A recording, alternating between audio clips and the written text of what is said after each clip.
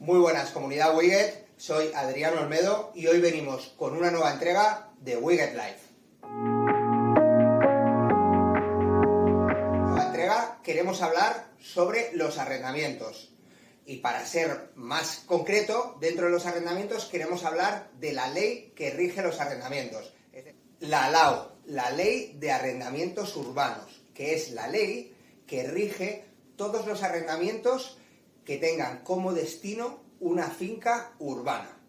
Y os estaréis preguntando, ¿qué es una finca urbana, Adrián? Bien, nosotros vamos a distinguir dos tipos de fincas. Fincas urbanas, fincas rústicas. Las fincas rústicas son principalmente pues, parcelas, terrenos fuera del territorio urbano, donde no se puede destinar esa finca para vivienda ni para explotación permanente de un negocio, sino que el uso de esa finca, la finca rústica, es principalmente para, por ejemplo, ganadería, por ejemplo, agricultura, por ejemplo, una caseta de obra donde tenemos la comida de los animales o donde tenemos, pues, nuestras herramientas. Por otro lado, tenemos las fincas urbanas. ¿Qué tipo de fincas son urbanas? Las principales, las viviendas y todos los negocios, locales comerciales, garajes, trasteros, todas fincas que estén dentro del terreno urbano de una metrópoli o de una ciudad. Bien, nosotros nos vamos a enfocar en la LAU, en la Ley de Arrendamientos Urbanos, que rige todas las fincas que, como hemos dicho y como ya sabéis, son urbanas. Seguramente habréis oído hablar de las modificaciones o las reformas que hubo en 2019, en concreto el 5 de marzo de 2019 fue cuando salió en el BOE, en el Boletín Oficial del Estado. Seguro que habéis oído hablar de las modificaciones de la LAU. Han sido muy famosas y son unas modificaciones que han cambiado algunas de las reglas del alquiler diario que cada uno de nosotros podemos tener en nuestras viviendas. Vamos a hacer mención muy importante a los dos tipos de vivienda o los dos tipos de uso que puede haber o que recoge la LAU. Son el uso de vivienda y el uso distinto de vivienda. ¿Qué entendemos como uso de vivienda? Uso de vivienda son todas aquellas fincas o todos los contratos según la LAU que afectan a aquellas fincas que su destino es permanente, es decir, que su destino es para vivir. ¿Vale? Por ejemplo, la casa donde vivimos cada uno de nosotros, el tipo de contrato que va a tener se rige por la parte de la LAU que acoge a los usos de vivienda. Por otro lado, vamos a tener el uso distinto de vivienda. El uso distinto de vivienda, ¿para qué es principalmente? Para locales comerciales, explotación de negocios, garajes, trasteros, todo este tipo de fincas se rigen por la LAU, pero se rigen por las cláusulas del uso distinto de vivienda. Ahora que sabemos qué es la LAU y cuáles son los distintos usos que puede tener una finca que nosotros tengamos de cara al alquiler, vamos a ver cuáles son los puntos claves dentro de un contrato de alquiler. Es decir, los puntos claves que se recogen en la LAU que pueden afectar de forma directa a nuestra vivienda o a nuestro local. Y entre ellos tenemos la duración del contrato, la penalización en un contrato, la renta del alquiler de un contrato. Cuarto, vamos a hablar de la fianza según el tipo de contrato. Primero vamos a hablar de la duración de un contrato. La duración de un contrato depende de si el uso es destinado a vivienda o si el uso es distinto de vivienda. En el caso de un uso distinto de vivienda, que como ya hemos hablado es locales, garajes, trasteros, etcétera, ahí la duración de un contrato, según marca la ley, según marca la LAU, la Ley de Arrendamientos Urbanos, es el acuerdo entre las partes. Es decir, que dos personas a la hora de alquilar un local, una nave, pueden pactar un alquiler de un mes y la LAU se lo permite. No hay ningún tipo de limitación a la hora de fijar una duración de un contrato en un uso distinto de vivienda. Sí que es cierto que hay un estándar. Ese estándar, que no tiene por qué ser el que se utilice, pero sí es el habitual, son 10 años renovable año a año por cada una, según acuerden cada una de las partes. Sí que es cierto que en esos 10 años la penalización que se fije luego se verá entre las partes y depende en muchos grados, pues según el tipo de negocio que se vaya a hacer, según la fianza que se deje, etc. Pero lo importante es que en un uso distinto de vivienda no hay una limitación en cuanto a la duración, sino que son las partes, el arrendador y el arrendatario, las que acuerdan de común acuerdo cuál va a ser la duración de ese contrato. Otra cosa muy distinta es en el caso de un uso de vivienda, es decir, de una vivienda habitual, donde una persona alquila su segunda residencia a otra persona para que la disfrute. El alquiler estándar que nosotros tenemos. Ahí sí tenemos una limitación marcada por la ley. El acuerdo sigue siendo entre las partes para la duración sigue siendo un acuerdo entre las partes que pueden pactar de manera libre, pero en el caso que el arrendamiento o la duración sea inferior a 5 años, en ese caso la LAU lo que fija es que la duración será de 1 año y renovable año a año, es decir, por periodos de 1 año hasta cumplir los 5, y es en ese caso el arrendatario, es decir, el inquilino, el que decide si cada año se renueva otro año más el arrendamiento. Es decir, un arrendamiento, lo voy a explicar por si no ha quedado del todo claro. Uso distinto de vivienda, la duración se fija entre las partes. Uso de vivienda, la duración se fija entre las partes también. Es decir, si el contrato es de 7 años, ambas partes fijan que la duración sea de 7 años. Ahora bien, si se fija una duración inferior a 1 año, por ejemplo, 3, en ese caso la duración del contrato la marca la ley y es de 1 año, renovable por periodos de 1 año hasta un máximo de 5. Un punto importante dentro de la duración de un contrato son las prórrogas. En el uso distinto de vivienda, como ya hemos hablado, las prórrogas serán las pactadas por las partes, pero nos vamos a fijar un poco más a partir de ahora en el caso de la vivienda. En el caso de la vivienda, como hemos hablado, si la duración es inferior a 5 años, entonces la duración del contrato será de 1 año, renovable año a año hasta 5. Entonces ahora os estaréis preguntando, oye, Adrián, ¿qué pasa cuando se cumplen los 5 años? Bien, cuando se cumplen los 5 años, el contrato no se rescinde automáticamente, sino que en ese momento, que hasta ese momento solo el arrendatario podía decidir si se renovaba el contrato, a los 5 años, ambas partes, arrendador y arrendatario, se juntan y entre los dos acuerdan si se renueva o no dicho contrato.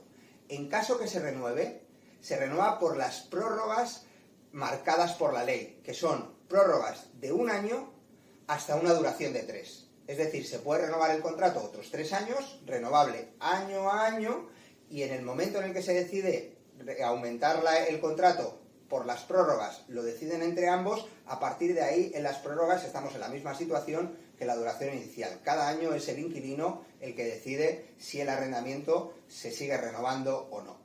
Una vez pasados los 8 años, los 5 de contrato más los 3 de prórroga, habría opción a una prórroga extra más de 1 año. Pero vamos a decir, para verlo de forma simplificada, que a los 8 años, después de los 3 años de las prórrogas, el contrato se rescinde automáticamente y habría que firmar otro nuevo contrato. El segundo de los puntos son las penalizaciones. Nosotros en nuestra agencia, en Wiget Inmobiliaria, este es uno de los puntos donde nuestros clientes suelen tener más controversia o suelen tener más problemas. No son fáciles cuáles son las penalizaciones marcadas por la ley, pero una vez explicadas se van a entender muy bien. Es importante saber que las penalizaciones que se marcan en un contrato de alquiler, de uso de vivienda, son libres. Es decir, el arrendador y el arrendatario pueden fijar esas penalizaciones de común acuerdo. Pero sí hay unos límites que marca la ley que hay que respetar y que si esos límites se sobrepasan, la ley los cuenta como no computados, es decir, como si no se hubieran tenido en cuenta, como si no se hubieran hecho. El primero de los límites es muy claro. En una duración de un contrato, vamos a suponer, como es el caso habitual, inferior a 5 años, donde la duración es 1 año, renovable año a año, el primer año, vamos a distinguir entre el primer año y los siguientes 4 años de alquiler. El primer año de contrato tiene un punto clave que se tiene que mantener siempre, y es que los primeros 6 meses de contrato son de obligado cumplimiento. Solo los primeros 6 meses son de obligado cumplimiento. ¿Qué significa obligado cumplimiento? Significa, alguno me estará pensando ahora, joder, Adrián, pero es que yo, ¿cómo voy a estar obligatoriamente 6 meses y si a los 2 meses me tengo que ir? No significa eso. A los 2 meses te puedes ir. Lo que pasa es que te vayas cuando te vayas, los 6 primeros meses de contrato, obligatoriamente tienes que pagarle la renta al propietario.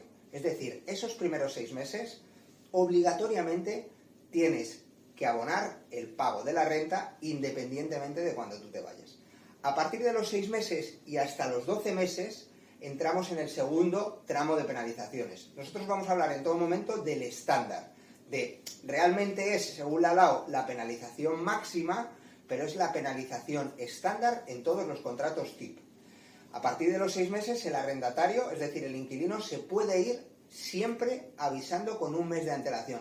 Ojo a lo del mes de antelación, porque si no se avisa con un mes de antelación puede haber lugar a penalizaciones, ¿vale? Por tanto, siempre es muy importante que avisemos al arrendador con un mes de antelación y preferiblemente con un burofax, siempre por escrito, ¿vale? Pero si no es un burofax, puede ser con un correo electrónico, pero eso sí, siempre que haya una notificación por escrito para que se pueda demostrar después si es necesario. Entonces, una vez pasados los 6 meses, nosotros podemos avisar con un mes de antelación si somos el arrendatario, y la penalización que tendremos será de un mes por cada año que falte por cumplir. Es decir, en este caso, que llevaríamos 6 meses de contrato, no falta un año por cumplir, falta menos de un año. En el caso que falte menos de un año, la penalización es la parte proporcional de un mes según la parte proporcional que falte por cumplir de un año. Y esto me voy a explicar mejor. Si, por ejemplo, en este caso nos vamos exactamente a los 6 meses, faltará medio año por cumplir. Por tanto, la parte proporcional a medio año con respecto a una mensualidad sería media mensualidad. Y esa sería la penalización que nosotros tuviéramos. Si por el contrario nos fuéramos a los 9 meses con respecto a un año que son 12 meses, son 3/4. Por tanto, hemos cumplido 3/4 de un año, la parte que faltaría por cumplir sería 1/4. Por tanto, la penalización que tendríamos en ese caso sería 1/4 de una mensualidad.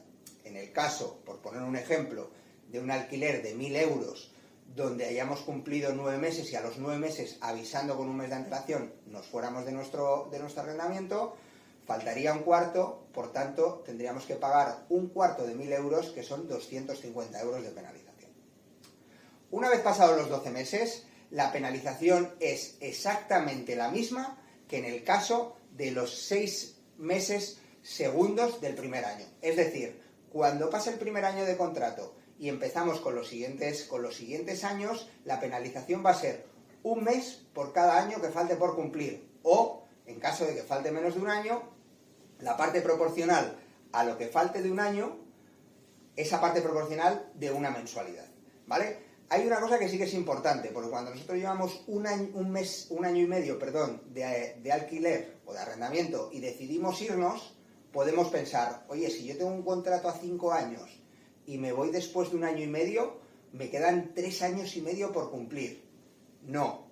Y eso es muy importante. Como hemos hablado al principio de la duración, los periodos, la duración del contrato siempre son periodos de un año renovable año a año. Por tanto, el periodo máximo de contrato que tú tienes es un año. Es decir, si yo al año y medio decido irme, yo no tengo que pagar 3 meses y medio, correspondiente a los 3 años y medio que me quedan por cumplir. Yo tengo que pagar medio año, es decir, medio mes, por el medio año que me queda por cumplir hasta la siguiente renovación. El tercero de los puntos es la renta. Sobre la renta, lo principal que tenemos que decir es que es la retribución que recibe el arrendador por prestar en servicio, por arrendar o por alquilar su vivienda a otra persona. Normalmente la renta suele ser mensual aquí en España, es decir, se suele pagar mes a mes. Y un punto muy importante sobre la renta es cuándo se hace el pago y cómo se hace ese pago. Lo normal en España es que se haga dentro de los 5 primeros días de cada mes, pero eso es una cosa que puede impactar entre las partes, y se suele hacer por transferencia bancaria. De tal manera que en un alquiler de una vivienda normal, donde una persona física, es decir, una persona como yo, puede alquilarle la vivienda a otra persona física, es decir, a otra persona como yo, si pactamos un alquiler de 1.000 euros al mes, yo tendré que pagarle cada mes 1.000 euros entre los 5 primeros días de ese mes, haciendo una transferencia a la cuenta que hayamos fijado en el contrato. Este caso que hemos hablado es el caso típico, 2 personas. En este caso, muchas veces nos preguntan a nosotros en Widget Inmobiliaria: oye, Adrián, ha pasado un año de contrato, mi duración es de 5 años, ¿puedo subir el alquiler o puedo bajarlo? Vale, la ley es muy clara en ese punto. Salvo pacto en contrario, ¿vale? Solo se puede modificar la renta pasado un año concreto, es decir, pasado un año, otro año, según lo que conocemos como el IPC, es decir, el índice de precios al consumo. Por tanto, si yo tengo un alquiler pagando 1.000 euros al mes, si pasa un año y el precio de la vivienda sube, por tanto los alquileres suben, y a lo mejor el precio de mercado de mi alquiler ahora es 1.400 euros, yo no podré repercutir esos 1.400 euros a mi inquilino, sino que lo que tendré que hacer es ver en ese año cuánto ha subido el índice de precios al consumo, el IPC, un 2%, un 1%, un 3%, sumar la renta mensual durante todo el año, es decir, multiplicarla por 12, aplicarle ese IPC, imaginemos un 2%, y repercutir ese aumento a mi inquilino. Por ejemplo, el caso de antes, tenemos una vivienda 1.000 euros al mes, pasa un año concreto y el precio de mercado ahora es de 1.350 euros. Yo no puedo cobrarle 1.350 euros. Yo tengo que ver cuánto ha subido el IPC, que si ha subido un 2% anual. En mi caso, lo que haría es multiplicar los 1.000 euros por 12, serían 12.000. El 2% de 12.000 estaríamos hablando de 240 euros, y dividirlo por 12, que 240 euros entre 12 serían 20 euros. Por tanto, podría subir 20 euros el alquiler a mi inquilino. Un punto muy clave, un punto muy importante en la renta es, y nos preguntan muchísimo sobre ello: oye, Adrián, ¿yo tengo que pagar IVA cuando pago el alquiler? Bien, ese punto es importante. Y para eso vamos a diferenciar, vamos a verlo de 2 maneras, pero al final vamos a diferenciar de la manera más clara, o que marca la ley de forma más clara. La primera es entre si la persona es persona física o si es persona jurídica. Y ahí vamos a decir lo que es cada cosa. Persona física es una persona con un DNI. Por ejemplo, Juan López Gómez, DNI 1111111E. ¿No? Eso sería una persona física. ¿Qué es una persona jurídica? Una persona jurídica es una empresa. Es decir, Juan Gómez López S.A. Con CIF, el que sea. Es decir, persona física, una persona jurídica, una empresa. En el caso de una persona, un alquiler de vivienda, donde el inquilino es persona física, nunca se repercute IVA. Se pagaría el alquiler, si se fija una renta de 1.000 euros, se pagaría una renta de 1.000 euros cada mes. Bien, ¿cuál es la mejor manera para determinar si hay que pagar IVA o no? La mejor manera es ver si se está haciendo una explotación de un negocio. Porque si se explota un negocio, independientemente de que sea vivienda, de que sea local, ¿vale? Si hay una explotación de un negocio, se entiende que hay un rendimiento del trabajo y, por tanto, se entiende que hay que pagar sobre el IRPF y el IVA, que son los dos impuestos principales que tenemos nosotros sobre la vivienda en alquiler. Entonces, en el caso de locales donde la persona jurídica, donde el inquilino sea persona jurídica, siempre hay más IVA menos IRPF. El IVA es un 21% y el IRPF como estándar se puede poner un 19%, pero la mejor manera para saber si hay que repercutir IVA o no es si está habiendo alguna explotación de negocio en ese alquiler. El último punto de los que vamos a ver es la fianza. La fianza en un alquiler, vamos a ver cómo es si el uso es de vivienda o si el uso es distinto de vivienda. En el caso de uso de vivienda, la fianza que marca la ley es de una mensualidad. Una mensualidad. ¿Qué quiere decir eso? Porque muchas veces me dicen, Adrián, es que me están pidiendo 3 meses de fianza. Bien, aquí entra otro concepto que es la garantía adicional. Cuando en un alquiler nos solicitan 3 meses de fianza, ahí no estamos teniendo 3 meses de fianza como tal, tenemos 1 mes de fianza y 2 meses de garantía adicional. De hecho, la ley dice que como mínimo en una vivienda tiene que haber 1 y como máximo 1, es decir, 1 mes de fianza, y ese mes de fianza se tiene que entregar en el IBIMA hasta el final del alquiler. ¿Vale? No lo sepáis, es el Instituto de Vivienda de Madrid, ¿vale? Es donde se sitúan, entre otras cosas, las fianzas en un alquiler. Por tanto, si nos solicitan 2 mensualidades más, ya no serían como fianza, sino que serían como garantía adicional, y sería el propietario el que se quedaría con esas mensualidades de garantía hasta el final del alquiler. El tratamiento de la garantía adicional puede ser distinto que el de una fianza, normalmente se da el mismo trato, y el trato de una fianza es importante tener en cuenta que no se puede repercutir sobre la renta. Es decir, el trato de una fianza es exclusivamente para daños, desperfectos y reparaciones. Por tanto, si nosotros queremos, o el propietario, si nosotros somos propietarios nosotros, si el propietario es otro, el propietario quiere tener una cantidad de dinero como seguro, las modalidades que podríamos tener serían o bien la garantía adicional o bien un aval bancario, entre otros, ¿vale? Pero la fianza nunca se podría utilizar como pago de la renta. Bien, por último, vamos a distinguir cuál es la diferencia en el caso de una fianza de uso de vivienda y de una fianza de uso distinto de vivienda. La diferencia principal es que en el caso de vivienda es una mensualidad y en el caso de uso distinto de vivienda la fianza son 2 mensualidades por ley. Por último, vamos a dar un extra en los contratos y creemos, a nuestro juicio, según lo que nos comentan los clientes, es uno de los puntos que más controversia puede dar, que son las reparaciones en un alquiler. Para el tema de las reparaciones, nuestro abogado Alejandro Quintanal, CEO del bufete Quintanal Abogados, vendrá la semana que viene para contarnos mucho más y mucho más en profundidad sobre todo lo que tiene que ver con la LAO y con los arrendamientos. Aún así, nosotros vamos a hacer un pequeño esbozo de cómo podemos determinar si una reparación la tiene que soportar el arrendador, es decir, el propietario, o tiene que ser el inquilino el que tiene que afrontar esa reparación. En las reparaciones de un alquiler puede haber muchos puntos de fricción. Por ejemplo, en el caso de un electrodoméstico, una lavadora, siempre o en muchas ocasiones puede ocurrir que no se sepa si se ha roto por el uso, o se ha roto por un mal funcionamiento, o se ha roto por el deterioro ya por la edad, por el tiempo de vida, mejor dicho.